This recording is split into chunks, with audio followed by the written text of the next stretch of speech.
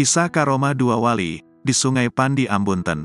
Kecamatan Ambunten, dikenal sebagai wilayah yang penuh dengan kisah karomah waliullah. Seperti kisah karomah Kiai Macan, alias Raden Demang Singoleksono, yang dikisahkan memiliki banyak karomah.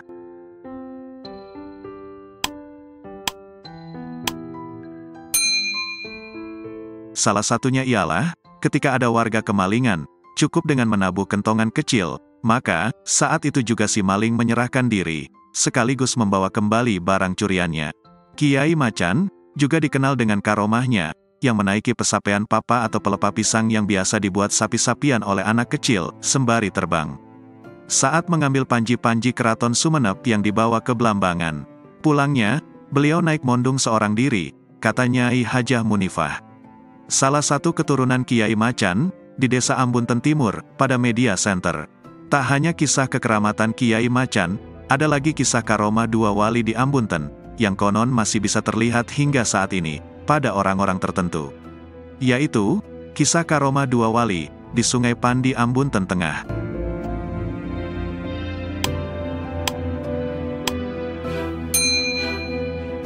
Syahdan, di suatu masa, sekitar pertengahan tahun 1800-an, hiduplah seorang ulama besar di Ambunten, bernama Kiai Raushi. Kiai Raushi masih memiliki hubungan darah dengan Kiai Macan Ambunten. Beliau juga disebut masih berkerabat dengan Kiai Mahmud Aeng Panas, ayah Kiai Imam, pendiri pesantren Karai, Ganding. Suatu ketika, Kiai Mahmud diriwayatkan bertamu ke kediaman Kiai Raushi, yang berada di pinggir Sungai Pandi, yang sekarang masuk wilayah desa Ambunten Tengah, kata Kiai Raheli, yang leluhurnya memiliki hubungan kekerabatan dengan Kiai Raushi, pada Media Center.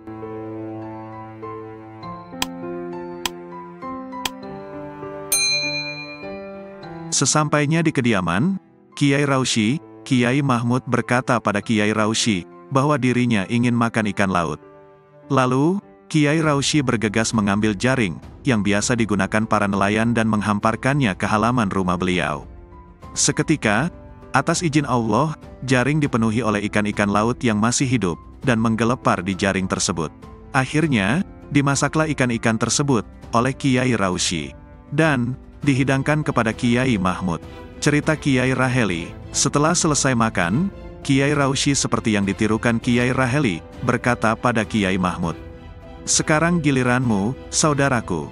Mendengar itu, Kiai Mahmud mengambil sisa-sisa ikan bakar, yang kepalanya masih menyatu dengan tulang sampai ekor, namun, sudah tiada berdaging, karena telah dimakan. Ikan bakar tersebut lalu dilempar oleh Kiai Mahmud, ke Sungai Pandi yang tak jauh dari situ.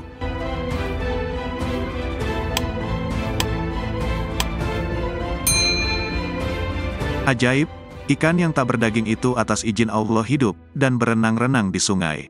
Ikan tersebut hingga saat ini, dari cerita warga kadang menampakkan diri. Namun, tidak semua orang bisa menjumpainya di Sungai Pandi, kata Raden Imamiyah, keturunan Kiai Macan, sekaligus Kiai Mahmud, yang ada di Ambunten. Namun, konon, seperti yang dikatakan Imamiyah, biasanya warga atau orang yang melihatnya, tidak lama hidup alias pendek umurnya. Dari dulu, memang dikenal seperti itu. Tapi, yang namanya mati itu ia tetap dikembalikan pada ketentuan Allah. Sudah ajalnya, tutup Imamiyah.